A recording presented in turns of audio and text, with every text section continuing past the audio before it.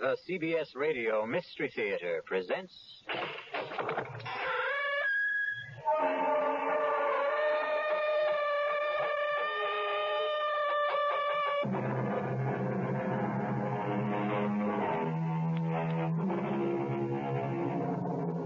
Come in. Welcome. I'm E.G. Marshall. Welcome to the fear you can hear. Welcome to the sounds of suspense. Have you ever noticed the similarity between night driving and making your way through life? Driving at night, you can only see as far as your headlights show you the road.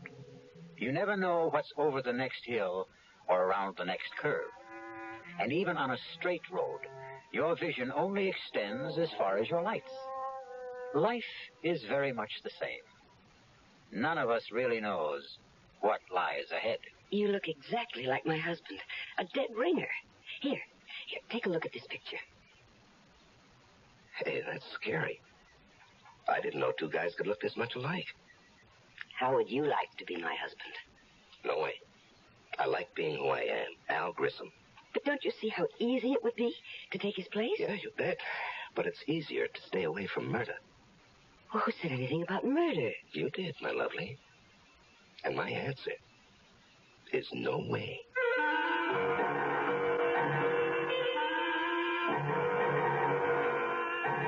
Our mystery drama, Dead Ringer, was written especially for the Mystery Theater by Murray Burnett and stars Leon Janney. It is sponsored in part by Anheuser-Busch Incorporated, brewers of Budweiser, and by the Kellogg Company, makers of Kellogg's Special K cereal. I'll be back shortly.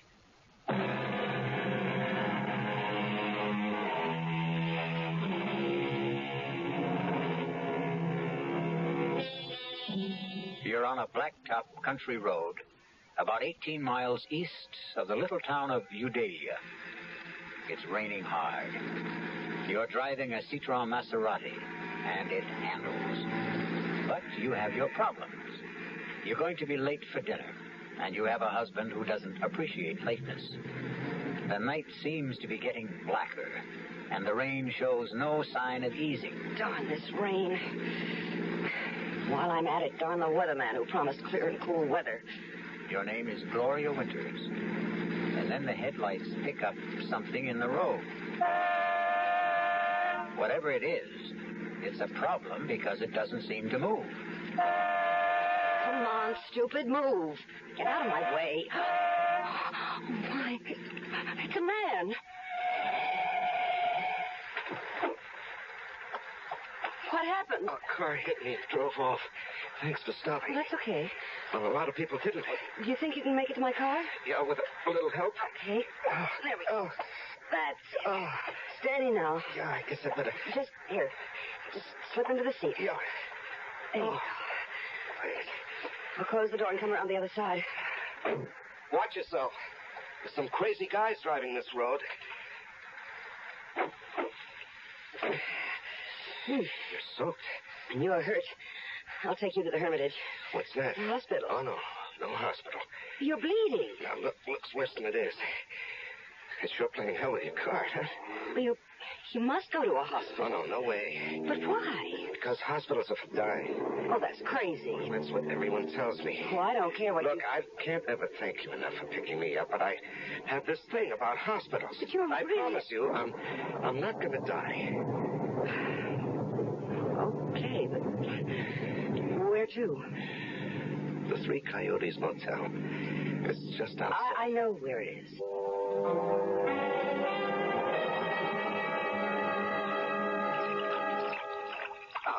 No, come on. Just put your head on the pillow and don't be a baby. You're some dynamite kind of good Samaritan. Well, I have a right to see what you look like under all that dirt and blood, haven't I? No argument. This may hurt. Oh. There. Well, now you're beginning to look like you have it perfectly. It's that bad, huh? Oh, no. It's nothing. I just thought of something. Like what? You look exactly like my husband. But I mean exactly. You could be identical twins. You don't believe me? No, I believe you. Well, that's why I got such a shock when I cleaned you up and got a good look at your face in the light. You're a dead ringer for Leo. Oh. Why does that shake you up? Oh, Leo and I are having our problems. Isn't everybody? I suppose. I'm just wondering... Yeah? Well, I'm wondering what you were doing walking down Route 38 in the rain at 6:15. I missed the bus. There is no bus on Route 38. Oh, I didn't know that. I did. Okay, I suppose you've got a right to know the story. I live in Chicago. I'm a market analyst. Come again? I advise my customers about what to do or what not to do in the stock market, sort of a securities specialist. Are you, married? Oh, no. But that's part of the story. Years ago, I fell in love. She was from Chicago, too, but it didn't work out.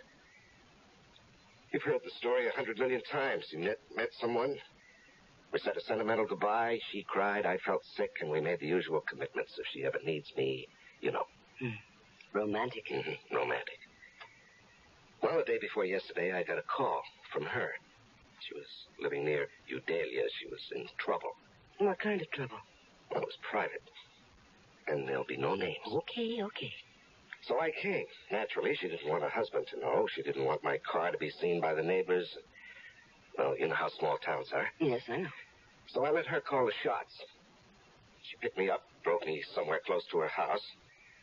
She was supposed to drive me back, but her husband had called and said he was coming home early. Well, where was he supposed to be? He was on a business call that would have kept him from getting home before 9. So our appointment was cut short. She panicked, and I walked, trying to thumb a ride.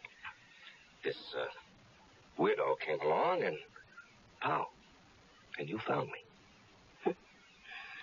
What a difference. What a difference. You look like Leo, but you're completely different. Leo wouldn't cross the street to help a blind, crippled kid find his crutch, while you... And you stopped and picked up a stranger lying in the road. Well, I told you that Leo and I don't get along. But you married him. I didn't know what it would be like. Anyway, what are you going to do now? Oh, I'm going to change motels and lie low until I can go back to Chicago without having to explain the way I look. What about the girl you came to help? Oh, that was a bad scene. No, nothing I can really do for her. She has a decision to make. So have I. Will you help me to make it? If I can. Oh, you can now. You can. In a very big way.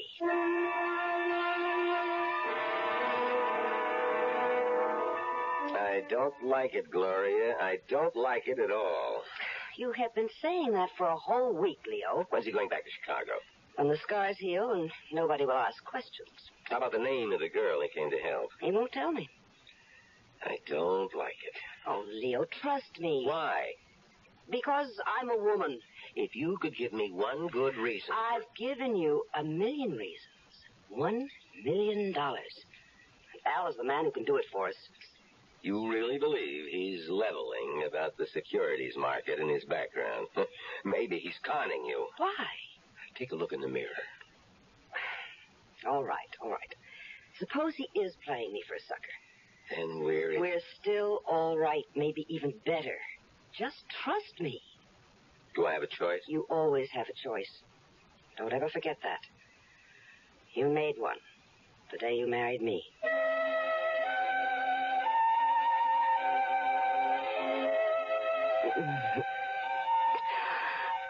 Oh, I do love you, Al. Me too. No, we have some serious... Come here. Come on, now, be serious. We can't go on like this. What? Isn't that what you were going to be so serious about? Tell me that we can't go on like this? Well, yes. How did you know? Oh, because people are more predictable than the stock market. And, darling, I've studied the market, and I know its moves. Okay. Then continue. With what? What else I had to say? Oh, it was going to go something like this. I told you I was fed up with Leo, and until you came along, I just didn't see any way out. But now...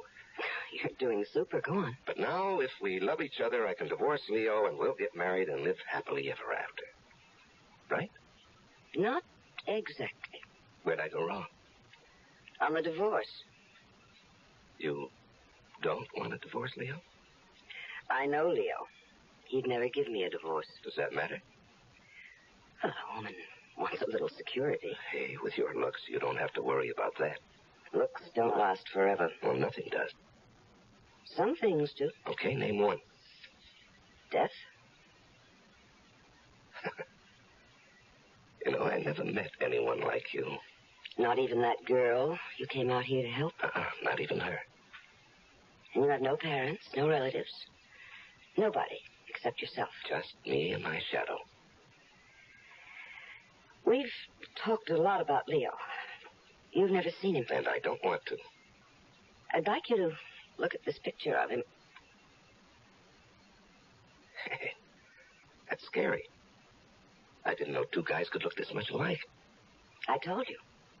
Yeah, but... You thought I was laying it on for your benefit. I guess. And now? I believe you couldn't tell us apart. I guess this was in the back of my mind ever since I first saw your face. What was? How would you like to be Mr. Leo Winters? Oh, no way. I'd like being Al Grissom. Don't you see how easy it would be to take his place? Yeah, fine, but what happens to him? Well, that's the problem, isn't it? Yeah, that's the problem. I thought maybe you could think of a way out. Yeah, I can, but I don't like it. Try it on me. No, I think you've already tried it on, and you like it. Maybe. Not maybe, positively. That's what you wanted to lay on me when you said you wanted to talk. You're not only sexy, but you're smart. Yeah, you bet. Smart enough to stay away from murder. Well, who said anything about murder? I did, my lovely, I did. I said murder. And I also said no way. But that's stupid. You don't even know Leo. You're really serious about trying to get rid of him. Oh, think of what it would be like. Mr. and Mrs. Leo Winters, you and me, happily married for the rest of our lives. Now, you jumped about 3 tracks in a couple of miles. You're too far down the road. Why? How did you get Leo to let you come and see me? Did you tell him we were playing backgammon or chess? Well, you know how greedy he is. He thinks that you're going to make him a lot of money with your connections in the Chicago markets. But we've still got a little problem to solve about his departure. Ah, then you're interested. Lady, if I hadn't been interested, either you or I would have been long gone from this room. You must have been thinking about this for some time. I have. And you must have come up with some ideas. I have. Well, I'd like to hear them before I commit myself.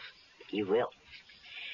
But I promised Leo I'd be back at 3:30 sharp. That doesn't give us enough time to discuss it now. No, but it does give us enough time to... Seal the bargain?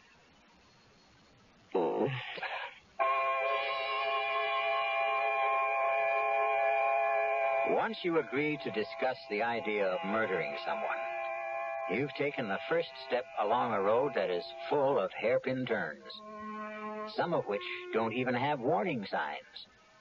We'll be back shortly with Act 2.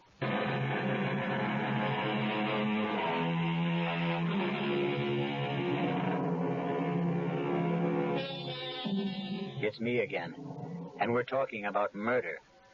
That is, we're not talking about it, but Gloria Winters and Al Grissom are trying to arrange a murder. It isn't a simple task, as you will hear. No, hiring a killer is just setting yourself up for big trouble. Well, do you have any better ideas? No, not yet. Well, you better come up with one, because Leo's getting suspicious. Oh? You don't have a gun. Now, we've been through that. Well, you could buy one. And it can be traced. Not if we get rid of it afterwards. Gloria, I know the way the police operate. When a husband gets knocked off, the first one they check out is his wife. And statistics show they have a better than even chance of being right. But I'm going to say it was a prowler. Now, what makes you think they'll believe you? Hey. I've got it. Why didn't I think of this before? The same thing that happened to you before, only this time it'll be fatal. Hit and run? Of course. You know, the more we talk, the more I'm beginning to think we ought to forget about the whole thing. No. All right? What car are we going to use? Well, we'll rent one under a false name. Mm-hmm. And who's going to rent it? Well... Now, you see, the guy who rents either one of us a car will remember us. And even if we give a false name... But why should they be worried if they get the car back? Because the hit and run will be discovered. They'll start asking questions. Well, I'll be home with a friend as a witness. No. Hit and run is a crime. They'll go looking for the driver of the car, and that has to be me. No, I don't like anything we've come up with. And we've got to stop thinking about murder. Now, the cops are going to be looking for somebody and continue to think of more than an accident. Hit and run isn't natural.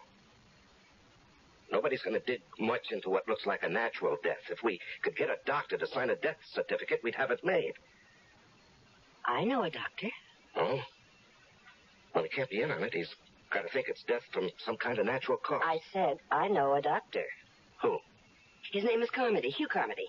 He's about 85 years old. He's our family doctor. He was my mother's doctor when I was born. Is he still practicing? Well, not really. But he refuses to give up the families he's treated for years. So he still looks after me and Leo, sort of inherited him when we got married. Mm-hmm. An idea? Just a glimmer. Would this doctor believe you? Oh, of course. Come on, let me in on it. Okay. What do you know about poisons? Practically nothing. Yeah, well, that makes us even. Now, what we need is some kind of poison that looks like he died of a stroke or a heart attack or maybe some kind of food poisoning. Mushrooms. What? Toadstools, mushrooms. They're poisonous. Yeah, but he's not going to eat them. He will if I cook them.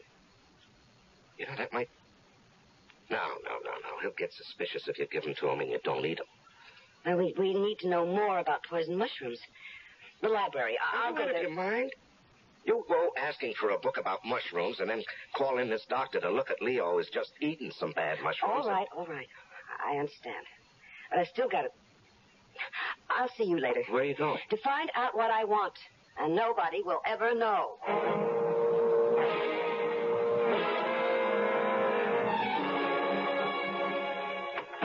Al? It's me. Where have you been?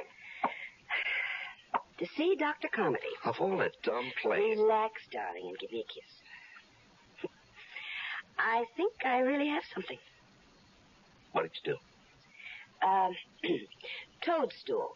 A fleshy fungus that is poisonous or inedible as distinguished from an edible mushroom. Oh, great. We knew that before you left. But we didn't know that aconite, which was formerly much used as a cardiac and respiratory sedative, is the poison that comes from toadstool or monkshood and can be deadly. You didn't ask? Of course not. I know that Dr. Carmody always visits his few patients between 3 and 4, so I went to his office, told the nurse I wasn't feeling well. Yeah. She knows me and let me in to wait in his office. And he has a lot of books, so I read. Yeah, and what did you tell Carmody when he came back? Oh, he's such an old love. I made up a story about being tired and not feeling well, and he gave me a tonic, which I'm going to get. You know, maybe we're getting somewhere. Oh, we're there, darling. We are there. All right, slow up. Now, first... where can we get the aconite? Aconite. Yeah, that's it. Suppose I told you we don't have to get it. Well, I'd like to hear why. Okay. My dad had a bad heart. Oh, how long ago was that? About 7 years. And you're telling me that this Dr. Carmody prescribed aconite? Right. Well, how do you know the stuff's still good? I don't. Well, it doesn't seem to be. Well, this is the only way we can handle it. If it doesn't work, we won't get into any trouble. And if it does, we won't get into any trouble either. So what have we got to lose? You know, when you put it that way... Do you know any other way? No. Then let's try it. Okay, let's work it out. Okay. Day after tomorrow, Thursday. Mm-hmm. That's Eileen's night out. Right. I'll buy the mushrooms tomorrow. Then I'll cook a great steak dinner with all the trimmings. And Leo and I will eat it. And you too? Of course, I'll have to. Mm-hmm. I won't eat too much, though. But enough to make me a little sick. Yeah. Then when Leo begins to feel sick, I'll suggest we call a doctor. Carmody? Of course, Carmody. He'll come and ask about what we ate, and I'll say steak and mushrooms, and he'll say, mushrooms? And right away, diagnose mushroom poisoning and give us something. Yeah, I'm with you so far. And then?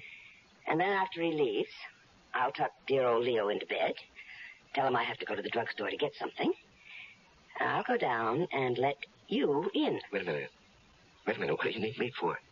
We're in this together, my love. And I want you there. Yeah, I damn well better disappear after Leo dies. That will be just fine. And we'll set up a very, very romantic meeting place.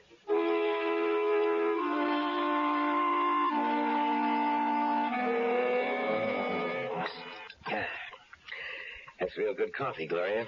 Thank you, darling. You really shouldn't have made that pie. I gotta watch my figure. I know how much you love it. Do you want to go into the den? Not particularly. Look, What? you feel all right? I feel fine. Are you sure those mushrooms were good? Of course. I don't know. I feel kind of funny. Even if they weren't, it's too soon for them to act up. How do you know? Oh, I've known about mushrooms since I was a kid. Well, all the same, I've got pains in my stomach. Call Dr. Carmody.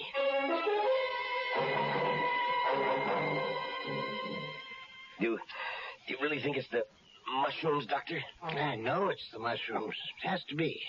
Both of you ate them, and you tell me, Leo, that you ate more than Gloria. Yeah, that's right. That's what I get for being a pig. Well, you're going to be all right. Just stay in bed, and Gloria, you get this prescription filled. What about the pain? I'm giving you a sedative also. What I can't understand is how you cooked those mushrooms in the first place, Gloria. Your mother told you about those things when you were a child. Well, I know, and I feel just awful. I can't explain how it happened. But I'm sorry. I have no excuse. Yeah, no use crying over spilled milk. Yeah, I better get home to bed. You get that prescription filled, young lady. Oh, I will. Let me take you to your car.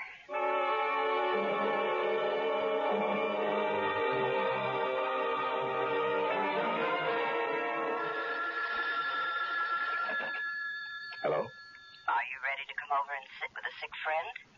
It worked? Like a charm. How was Dr. Carmody? Just as we planned. He diagnosed mushroom poisoning. Bawled me out gently. But we're lucky.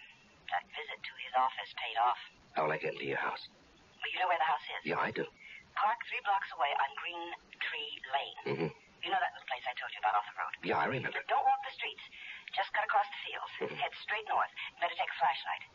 Ours will be the first house you come to. The back door will be open. Okay, I'm on my way. Make it fast as you can. I think Leo heard me come back. He'll be yelling for his medicine.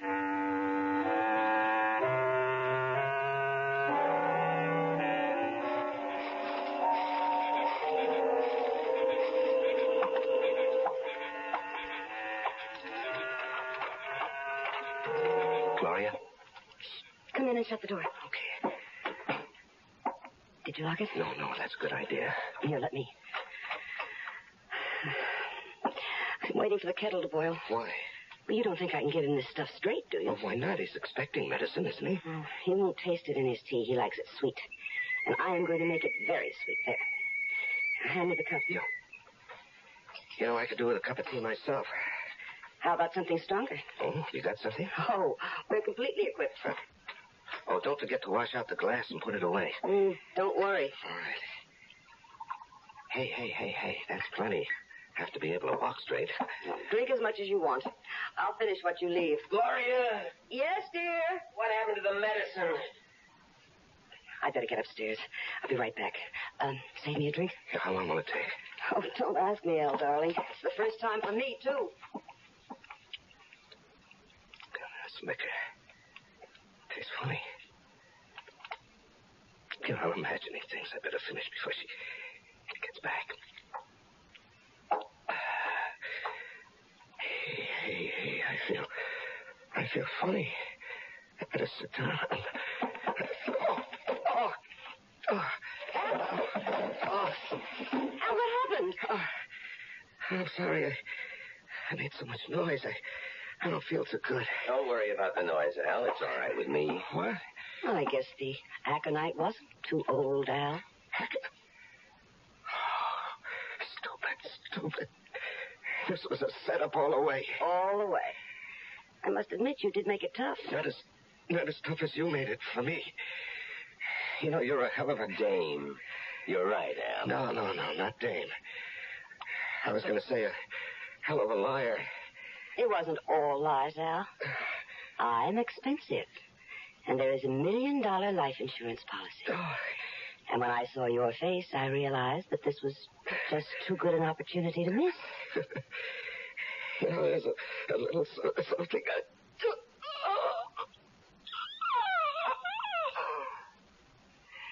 Help me get him upstairs and into my bed. Yes, dear. There's no time to get hysterical. No, I'm not. It's just funny to me that Al's going to wind up just where he wanted, in your bed. A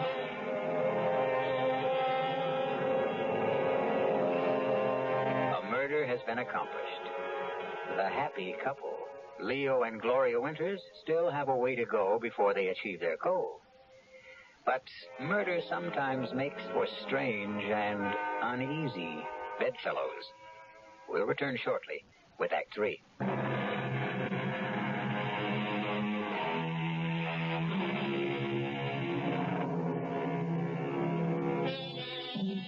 The Scottish poet Robert Burns' oft-quoted line, "The best laid schemes of mice and men off-gang a glee," doesn't seem to apply here.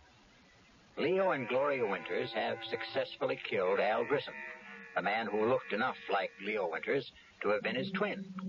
They've carried him up to Leo's bed, and now at 4 o'clock in the morning, a frantic Gloria has summoned her sleepy and bewildered family doctor, for whom she plays the distraught and bereaved wife.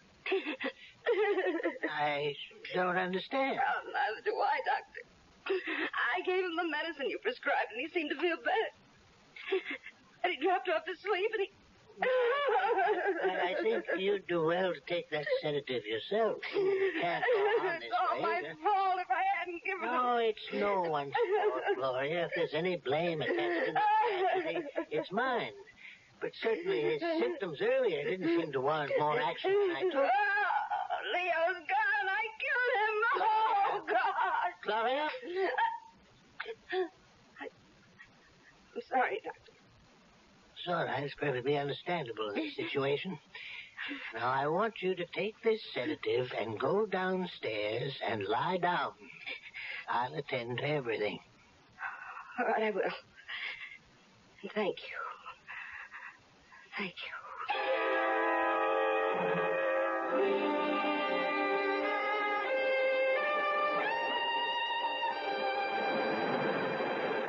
Oh, Gloria, have I ever told you how clever you are? Not more than 1 million times in the last week. That's an exaggeration. So? So I love you. You should. Without me, would we be here on the Riviera in France, living the way we've always wanted, with $1 million, and the whole world waiting to see that we enjoy ourselves? Do you think we can ever go back to the States? Oh, I don't want to. Do you, Leo? Much to Leo. I'm sorry. I've been pretty good, though, lately, haven't I, Al? You've been great. You must have really been good with old Doc Carmody, too. Oh, he was so upset and so confused. I threw the most beautiful fit of hysterics you ever saw. Wish I could have seen it. Oh, so broken up. So he insisted on handling everything, even the insurance people. He never gave him a chance to question anything. He signed the death certificate and had the body out of the house and into the crematorium before they ever got there. What about returning to the U.S.? Oh, I don't think we should for a while. Maybe in a couple of years, But never till you dare live. Maybe San Francisco, New York. We'll see. How about a dip? Al! Al Grissom. A pleasure to see you again, Al. How you doing? Now, that's a silly question. I can see you're doing great. No one stays at a class hotel like this unless he's doing great. But I always said you had class, Al. Yes, and style. Oh, you want to introduce me to the girl who's hanging on to you? I'm afraid you've got the wrong man. Don't you mean you're afraid I got the right one, Al?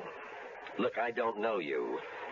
I've never seen you before in my life. Now, you're not being smart, Al, and you were always very smart. That is, until 3 months ago, when you made your first mistake. Hey, come on, darling. Let's get away from this. You forget it. You're finished with that getting away stuff. Well, how can I prove to you that you've made a mistake? My name isn't Al Grissom. Al? You're registered under a false name? Come on, Al. I'd recognize you anywhere.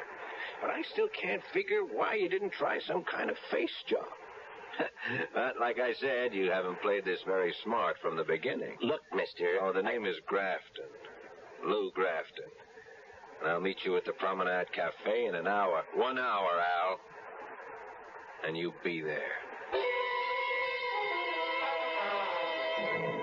Who is this guy? Don't ask me. Who should I ask? Maybe Al. Very funny.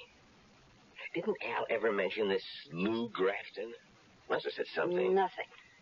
Well, I don't believe you. But why would I lie? I don't know. But you certainly were cozy enough with Al I to know... found out what I had to. What we had talked about. He had no family, no relatives, nothing, nobody to trace. I'd better meet this guy and find out what he's talking about. I'll go with you. I don't think that's smart. We're in it together, Al. Who knows? I may even be able to help.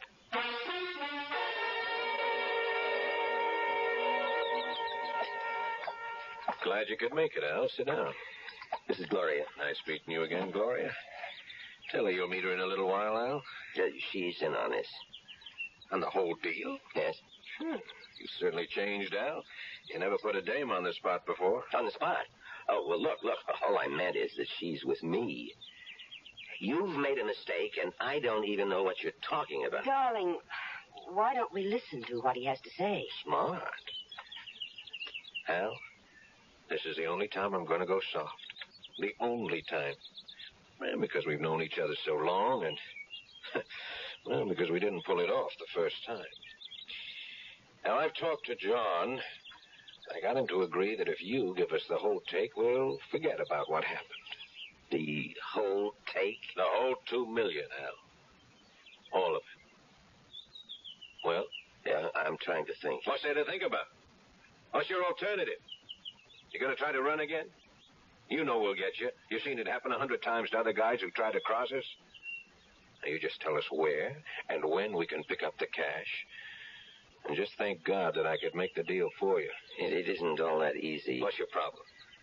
It's no use. You wouldn't believe If you it. got a problem, you know we can help, but don't give me any fairy tales. Any time. For what? To think. There's nothing to think about. Well, from what you said. How much time? Another day. Oh, no deal. Look, if you want to do business with me, you'll just have Tonight. You'll be in your room at 10.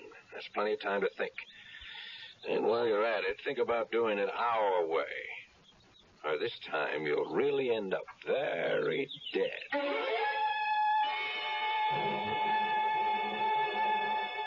$2 million. That's a lot of dollars. You're a big help.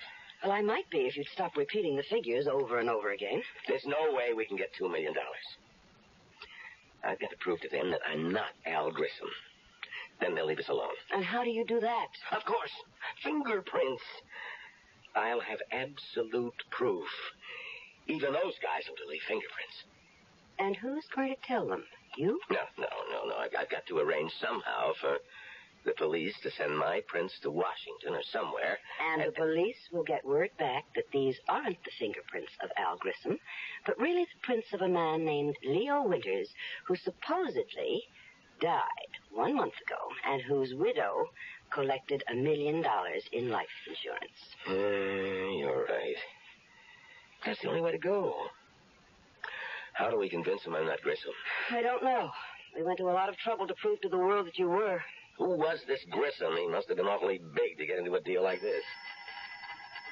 I think he must be calling you. Me? Who else? Well, I don't want to answer it. Well, that's not smart. They know we're here. Now, don't start talking like Grafton. Hello? Al, it's me. What do you want? Al, I was wondering whether you'd made up your mind. Not yet. It's 9 o'clock. You said 10. I did, but John's not happy. What do I care about John? You should, Al. After all, he's got a real legitimate beef. You worked for him for years.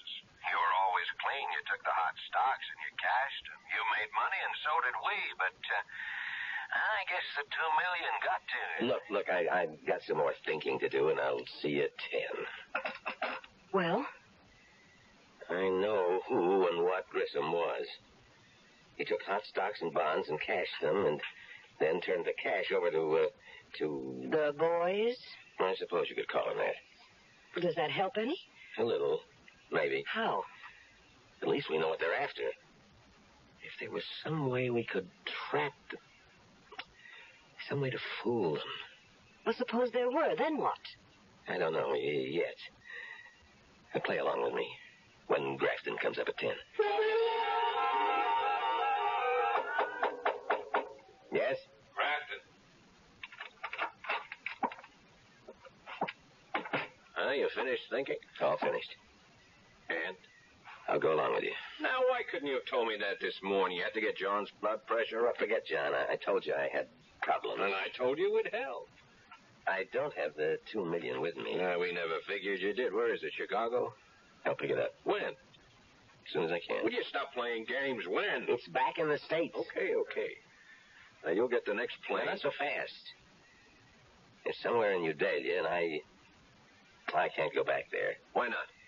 A little something. The cops might want to talk to me. About what? About a girl I visited there, and an old friend. What's wrong with visiting an old friend? Nothing. If you don't get caught by her husband and get into a fight, beat him up, and he calls the cops. That's not much of a rap. That's right. But you'd want to see me in jail. Yeah, you got a point.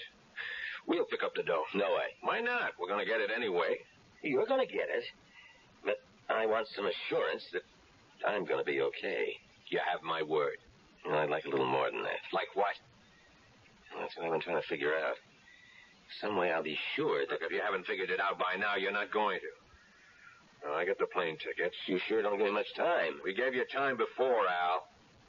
Too much time.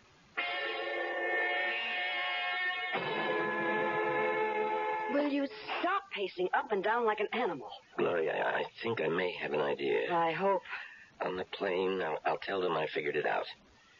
Since I can't go back to Udalia, I'll insist that I want someone representing me when they pick up the money. But there is no money. They don't know that. I'll insist that you go along. Hold it. You'll be all right. What happens when they find out there isn't any money and I'm there and you're not? Put in a call to Carmody. Tell him you can't get over what's happened, that you need help, and that you've gotten into some kind of trouble. He should have the police there. Then you take them to the doctor's house, and with the cops there, you'll be in the clear. And you? I'll be gone. I'd rather be alive and running than the other way. I don't like it. Then think of something better, because that's the way I'm going to play it.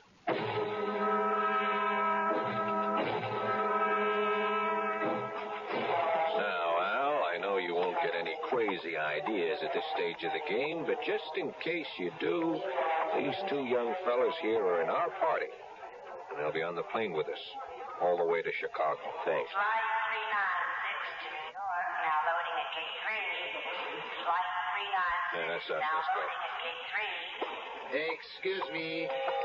One moment, please. What do you want? Lieutenant Fourneau, Interpol.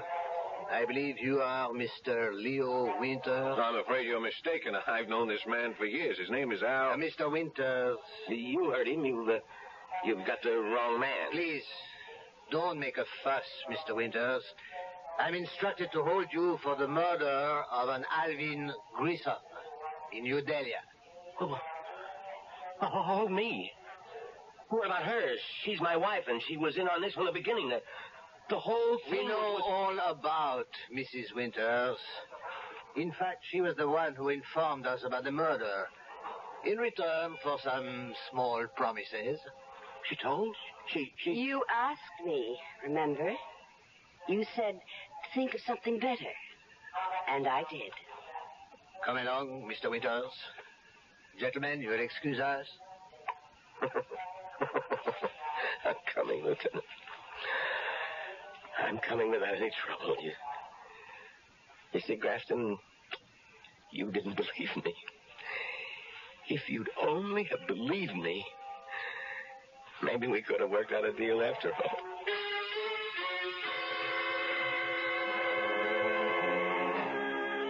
The Winters had a good plan, and it all would have worked except for one thing they couldn't have foreseen: the bend in the road ahead, and what lay around it. I'll return shortly.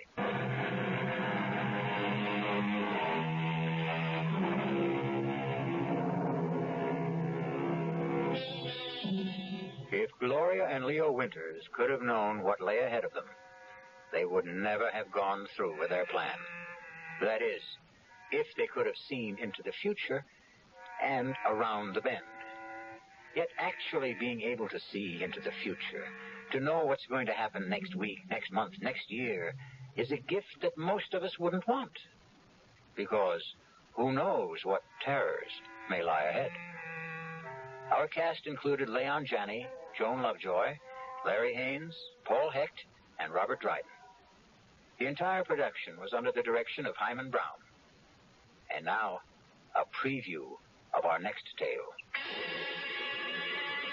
Am I dead? Not quite. You're in a hospital with a bullet in your brain. As the saying goes, as good as dead. And Sherry and Herb got away with it. Oh, it isn't fair. If I only had it to do all over again. Suppose you had. Could you do better? Of course. Of course, if I knew what I know now. Naturally. That would have to be a precondition if you're asking for yesterday to live over again. Oh, please. Please, give me the chance. Can you? Well, why not? I'm a bit of a gambler myself. Let's see how you can remake yesterday. Radio Mystery Theater was sponsored in part by the Kellogg Company, makers of Kellogg's Special K cereal, and by Anheuser-Busch Incorporated, brewers of Budweiser. This is E.G. Marshall inviting you to return to our Mystery Theater for another adventure in the macabre. Until next time, pleasant dreams.